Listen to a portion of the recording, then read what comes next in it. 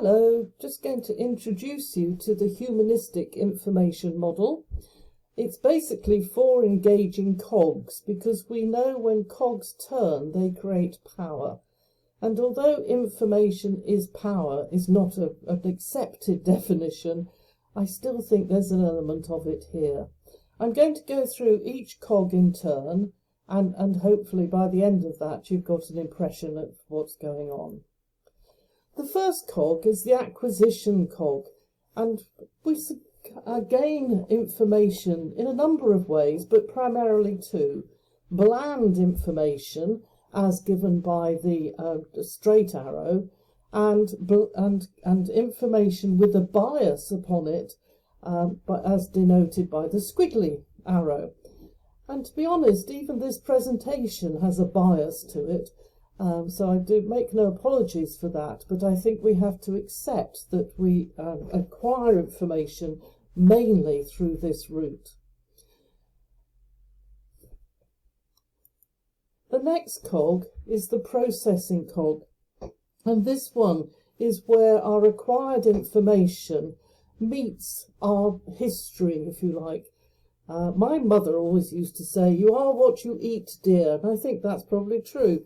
But she also used to say, "You are what you think, dear, and what you know." And I believe in that wholeheartedly. And I believe that we process information that's important to us. And some of it we decide we're not going to deal with it, and some of it we will retain. And in our retention, that leads us to the storage cog. And the storage cog is us, is all your history, is everything you've done, everything you've lived by. Some of it you can access, some of it you can't. And particularly like an elderly person like me, I find difficulty in accessing much of the stored information that I have. But my stored information and my life history determines a line in my processing cog.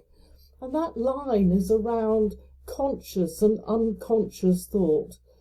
How often have we entered a doorway and not really thought about having to open or close the door? We just do it automatically because we've done doors in many years.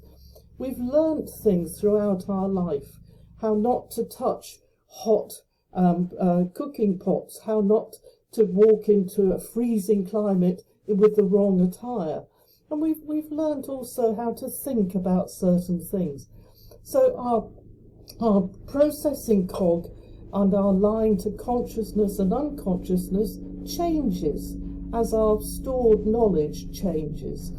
And so what we need to think about in education is, what do we do with information that we don't need to think about, but we absorb, and what do we do with information that we do need to think about at conscious level? And the final cog is the dissemination cog. And the dissemination cog either disseminates back into acquisition, so it becomes internalized, or disseminates out to others, even by the way you just stand or the way you look is disseminating information. And so it's putting your bias and your value set on that information that somebody else will perceive.